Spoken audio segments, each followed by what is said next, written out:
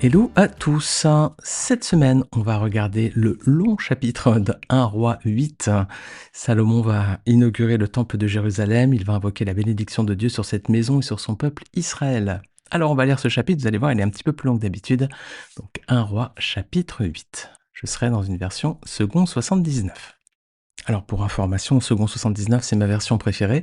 Des fois, je prends second 21 parce que quand il y a des mesures, par exemple sur des quantités, hein, les poids d'or, etc., c'est plus facile à comprendre dans la version second 21 parce que c'est dans des mesures contemporaines. Alors second 79, on parle de talents, de onces ou ce genre de choses.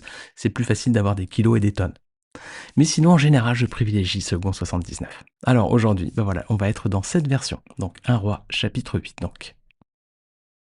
Alors le roi Salomon assembla près de lui à Jérusalem les anciens d'Israël et tous les chefs des tribus, les chefs de famille des enfants d'Israël, pour transporter de la cité de David qui est Sion l'arche de l'alliance de l'Éternel. Tous les hommes d'Israël se réunirent auprès du roi Salomon au mois d'Étanim, qui est le 7e mois, pendant la fête. Lorsque tous les anciens d'Israël furent arrivés, les sacrificateurs portèrent l'arche. Ils transportèrent l'arche de l'Éternel, la tente d'assignation et tous les ustensiles sacrés qui étaient dans la tente. Ce furent les sacrificateurs et les Lévites qui les transportèrent. Le roi Salomon et toute l'assemblée d'Israël convoquée auprès de lui se tinrent devant l'arche. Ils sacrifièrent des brebis et des bœufs qui ne purent être comptés ni dénombrés à cause de leur multitude. Les sacrificateurs portèrent l'arche de l'alliance de l'Éternel à sa place, dans le sanctuaire de la maison, dans le lieu très saint, sous les ailes des chérubins. Car les chérubins avaient les ailes étendues sur la place de l'arche, et ils couvraient l'arche et ses barres par-dessus. On avait donné aux barres une longueur telle que leurs extrémités se voyaient du lieu saint devant le sanctuaire, mais ne se voyaient point du dehors. Elles ont été là jusqu'à ce jour. Il n'y avait dans l'arche que les 2 tables de pierre que Moïse y déposa en Horeb, lorsque l'Éternel fit alliance avec les enfants d'Israël à leur sortie du pays d'Égypte. Au moment où les sacrificateurs sortirent du lieu saint, la nuée remplit la maison de l'Éternel.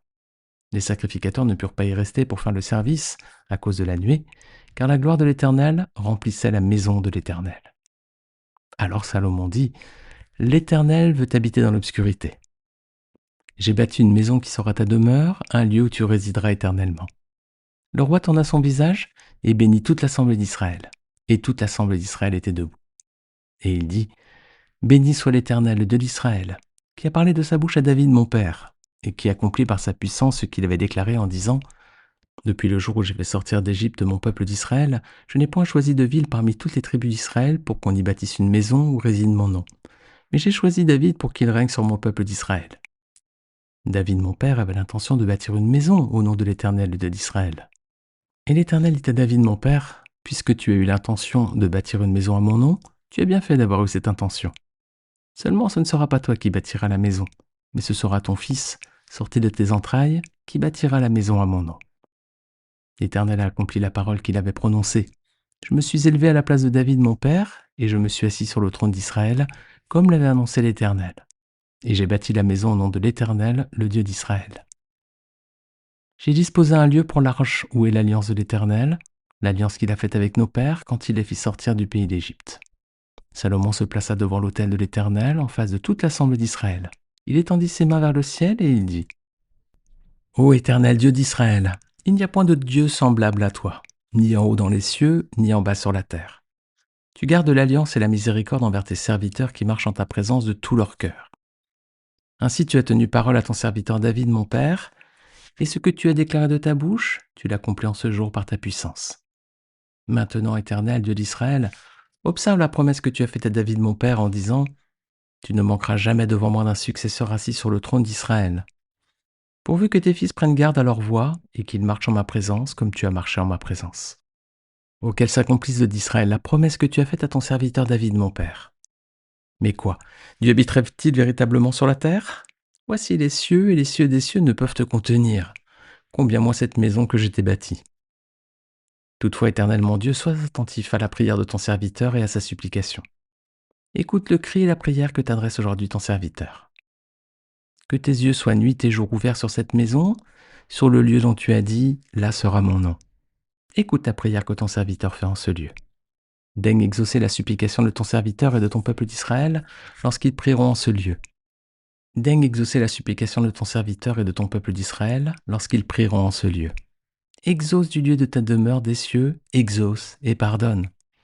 Si quelqu'un pêche contre son prochain et qu'on lui impose un serment pour le faire jurer, et s'il vient jurer devant ton autel dans cette maison, écoute-le des cieux, agis et juge tes serviteurs.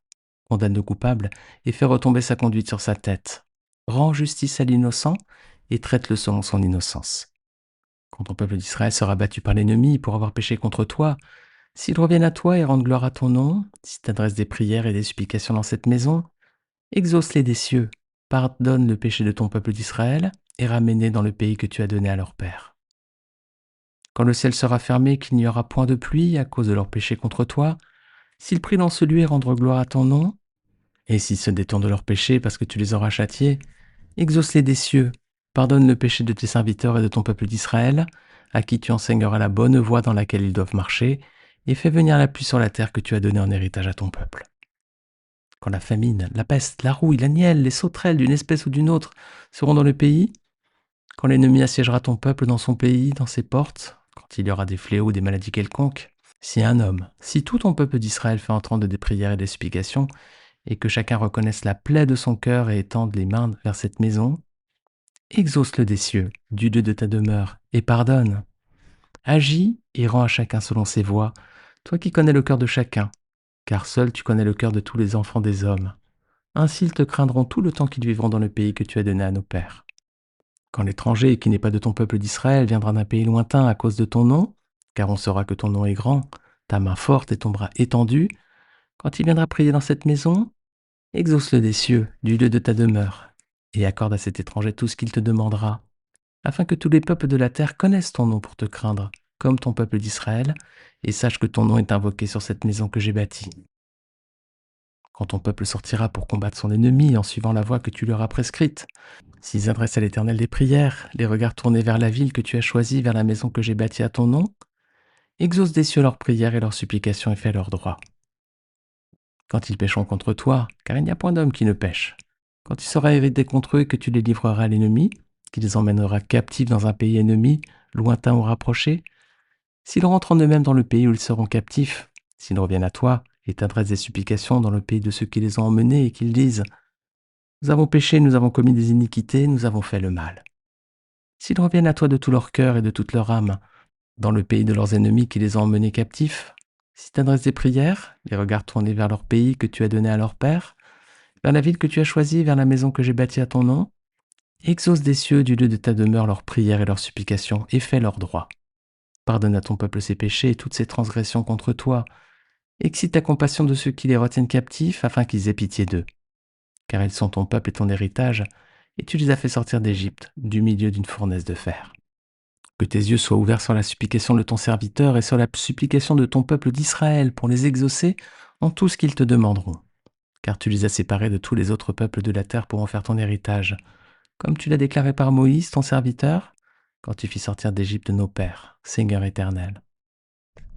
Lorsque Salomon eut achevé d'adresser à l'Éternel toute cette prière et cette supplication, il se leva de devant l'autel de l'Éternel, où il était agenouillé, les mains étendues vers le ciel. Debout, il bénit à haute voix toute l'assemblée d'Israël en disant « Béni soit l'Éternel, qui a donné du repos à son peuple d'Israël, selon toutes ses promesses. De toutes les bonnes paroles qu'il avait prononcées par Moïse, son serviteur, aucune n'est restée sans effet.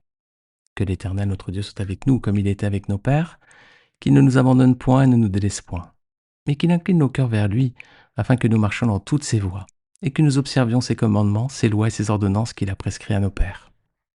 Que ces paroles, objet de mes supplications devant l'Éternel, soient jour et nuit présentes à l'Éternel notre Dieu, et qu'il fasse en tout temps droit à son serviteur et à son peuple d'Israël, afin que tous les peuples de la terre reconnaissent que l'Éternel est Dieu et qu'il n'y en a point d'autre. Que votre cœur soit tout à l'Éternel notre Dieu comme il est aujourd'hui, pour suivre ses lois et pour observer ses commandements. Le roi et tout Israël avec lui offrirent des sacrifices devant l'Éternel. Salomon immola 22 000 bœufs et 120 000 brebis pour le sacrifice d'action de grâce qu'il offrit à l'Éternel. Ainsi le roi et tous les enfants d'Israël firent la dédicace de la maison de l'Éternel. En ce jour, le roi consacra le milieu du parvis qui est devant la maison de l'Éternel, car il offrit là les holocaustes, les offrandes et les graisses de sacrifice d'action de grâce, parce que l'autel d'airain qui est devant l'Éternel était trop petit pour contenir les holocaustes, les offrandes et les graisses des sacrifices d'action de grâce. Salomon célébra la fête en ce temps-là, et tout Israël avec lui. Une grande multitude, venue depuis les environs de Hamad jusqu'au torrent d'Égypte, s'assembla devant l'Éternel, notre Dieu, pendant 7 jours, et 7 autres jours, soit 14 jours. Le 8e jour, il renvoya le peuple, et ils bénirent le roi et s'en allèrent dans leurs tentes, joyeux et le cœur content pour tout le bien que l'Éternel avait fait à David, son serviteur, et à Israël, son peuple. Alors, vous avez vu un chapitre un peu plus long que d'habitude, plus de 60 versets. Alors, on va commencer par la première partie, versets 1 à 9. Salomon, donc, à présent, va inaugurer le temple. Alors, dans un premier temps, l'arche de l'Alliance de l'Éternel va être déplacée, donc depuis la ville de David, pour être placée, mise dans le temple. C'est à présent son lieu de repos. L'arche avait accompagné le peuple lors de la traversée du désert. Elle avait participé à la conquête du pays promis. Elle avait ensuite été prise par les Philistins au temps de Josué, avant de revenir en Israël. Et David l'avait ensuite placée à Sion. Alors maintenant, l'arche est placée dans le temple, là où Dieu va établir sa présence au milieu de son peuple. Mais voilà, il se passe un événement un peu exceptionnel, versets 10 à 11, au moment où les prêtres sortent du lieu saint, la nuée remplit le temple. Alors la gloire de l'Éternel remplit à présent tout l'édifice, à tel point que les prêtres ne peuvent même plus reprendre leur service, c'est ce qu'on voit dans le texte. Alors donc la gloire de l'Éternel en remplit tout l'espace de cet édifice, c'est une véritable consécration donc ici. Alors versets 11 à 27, Salomon va à présent donc inaugurer le temple, il va commencer par rappeler la fidélité de Dieu envers David et sa famille, et comment le Seigneur a béni le projet de construction d'une maison en son nom. Alors toutefois, Salomon est conscient que cette maison ne pourra jamais contenir toute la gloire de Dieu. Verset 27, il dit « Mais quoi? Dieu pourrait-il vraiment habiter sur la terre? Puisque ni le ciel ni les cieux des cieux ne peuvent te contenir, cette maison que j'ai construite le pourrait d'autant moins. » Salomon est conscient que des limites de l'édifice qu'il a construit pour le Seigneur. Alors, versets 28 à 53, donc le roi adresse une prière à Dieu, il demande au Seigneur 3 choses. Premièrement, d'avoir les yeux ouverts nuit et jour sur cette maison. Ensuite, d'écouter la supplication de son peuple Israël lorsqu'il priera à cet endroit. Et enfin, de pardonner leurs fautes. Salomon adresse ensuite à Dieu une liste de 7 situations où il lui demande de pardonner ou de bénir ceux qui prieront dans le temple ou en direction du temple. Alors, versets 31 à 32, c'est lorsque quelqu'un péchera contre son prochain et qu'on lui imposera de prêter serment avec une malédiction. Versets 33 à 34, c'est lorsqu'Israël sera battu par ses ennemis pour avoir péché contre Dieu. Versets 35 à 36, c'est lorsqu'il y aura de la sécheresse à cause de leur péché contre Dieu.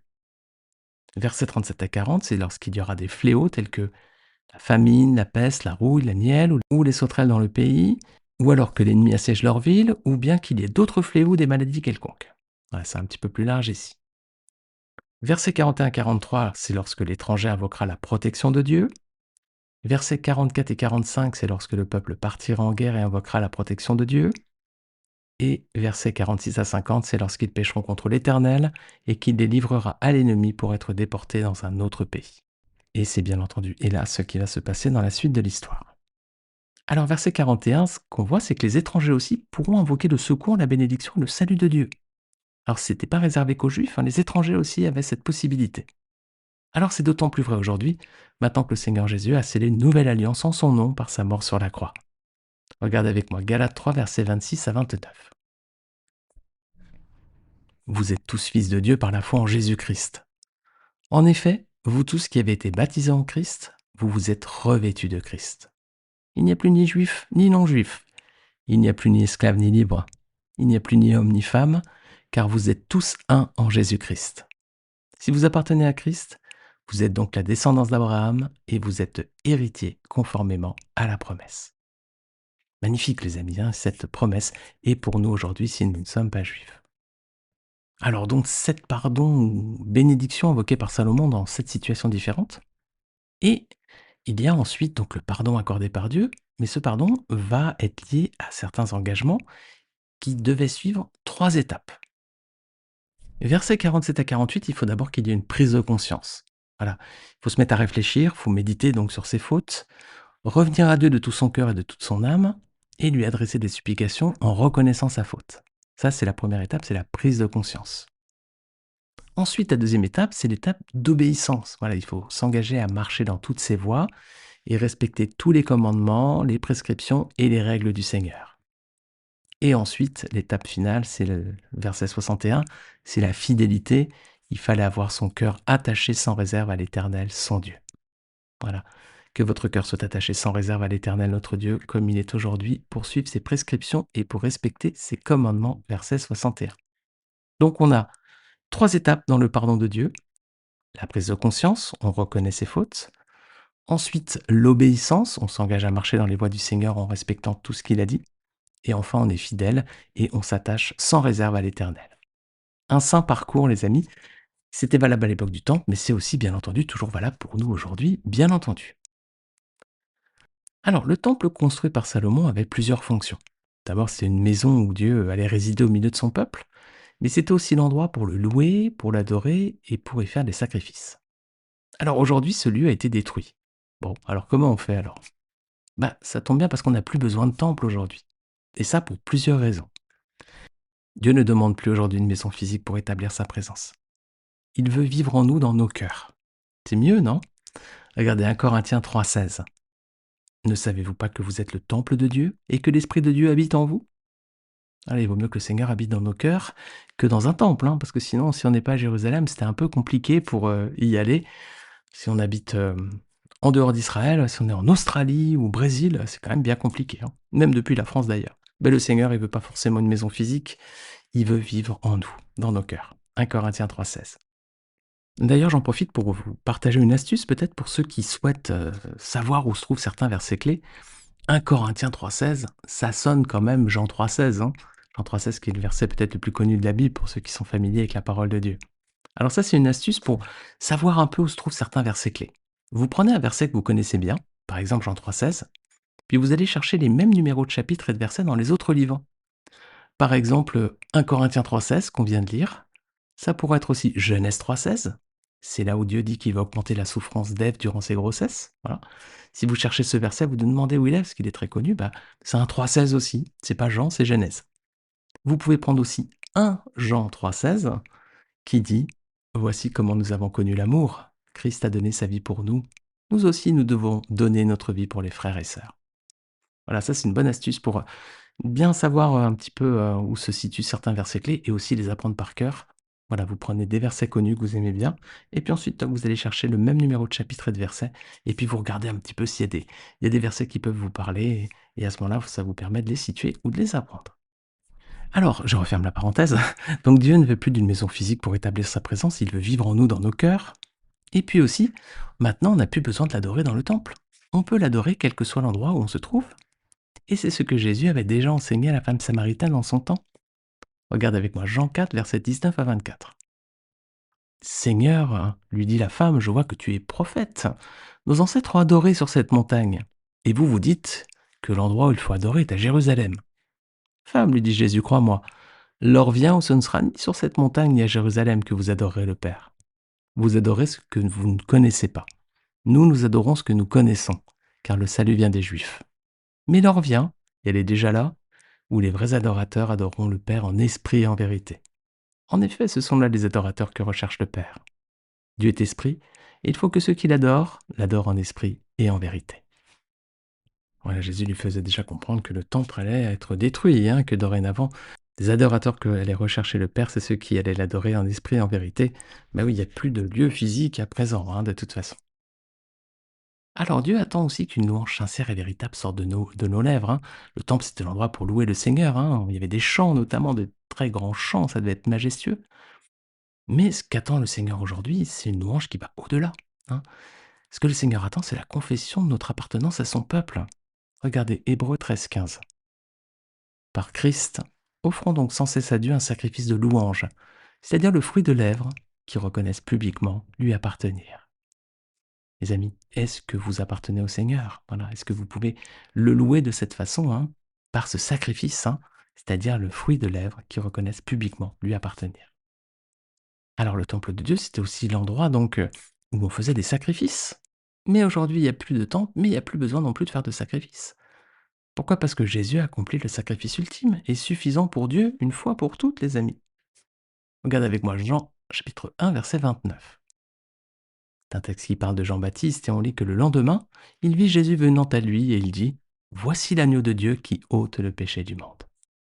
Voilà les amis, Jésus s'est donné sur la croix comme sacrifice ultime une fois pour toutes. Il n'y a plus besoin de faire de sacrifice aujourd'hui, plus nécessaire donc ici non plus d'avoir un temple.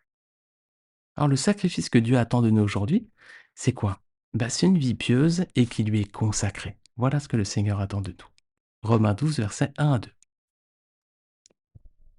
Je vous encourage donc, frères et sœurs, par les compassions de Dieu, à offrir votre corps comme un sacrifice vivant, saint, agréable à Dieu. Ce sera de votre part un culte raisonnable. Ne vous conformez pas au siècle actuel, mais soyez transformés par le renouvellement de l'intelligence, afin de discerner quelle est la volonté de Dieu, ce qui est bon, agréable et parfait. Alors voilà les amis, le temple a été détruit, mais il n'y a plus besoin de temple. Et en plus, Jésus a remplacé le temple. À travers Christ, Dieu habite au milieu de nous déjà. Colossiens 1, verset 19 à 20. Car Dieu a voulu faire habiter toute plénitude en lui. Il a voulu par lui tout réconcilier avec lui-même, tant ce qui est sur la terre que ce qui est dans les cieux, en faisant la paix par lui, par le sang de la croix.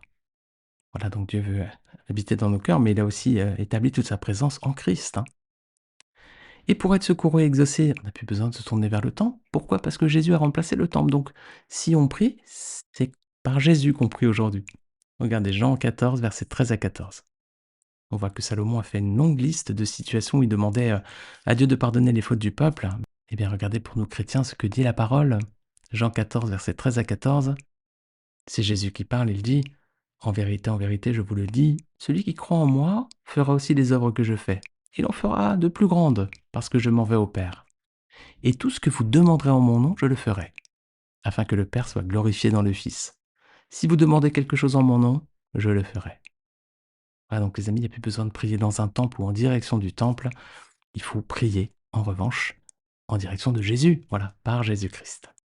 Alors donc nos prières, mais aussi nos regards doivent se tourner vers notre Seigneur et non vers le temple. Regardez Hébreux 12, versets 1 à 2. Nous donc aussi, puisque nous sommes environnés d'une si grande nuée de témoins, rejetons tout fardeau et le péché qui nous enveloppe si facilement, et courons avec persévérance dans la carrière qui nous est ouverte, ayant les regards sur Jésus, le chef et le consommateur de la foi, qui, en vue de la joie qui lui était réservée, a souffert la croix, méprisé l'ignominie, et s'est assis à la droite du trône de Dieu. Amen les amis, amen. Vous avez vu, Jésus a remplacé le temple, il y a en Jésus plus que le temple. Alors merci Seigneur de nous permettre de vivre à présent dans la présence de Dieu et d'avoir une relation très proche avec lui. On peut le prier, on peut l'adorer, on peut le louer en toutes circonstances, quel que soit l'endroit où on se trouve. On n'a pas besoin d'un temple, parce que nous avons tout pleinement aujourd'hui en Jésus-Christ. Alors la réputation de Salomon va dépasser ses frontières et il va recevoir la visite prestigieuse d'une souveraine étrangère. Celle-ci est intriguée par la renommée du roi et va vouloir en savoir plus. C'est bien sûr la reine de Saba et c'est cette histoire qu'on va voir la semaine prochaine. Merci les amis de votre écoute, un podcast un petit peu plus long que d'habitude, mais le chapitre était très long et puis on a pu voir plein de détails, donc on a pu voir comment le temple préfigurait Jésus-Christ et comment Jésus-Christ finalement a remplacé le temple aujourd'hui pour nous qui sommes chrétiens. Plus besoin d'une maison pour Dieu, nous avons tout pleinement dans le Seigneur. Amen les amis. Amen. Que le Seigneur vous bénisse. Je vous retrouve Dieu voulant la semaine prochaine pour la suite de l'étude de ce livre. Bonne semaine à tous.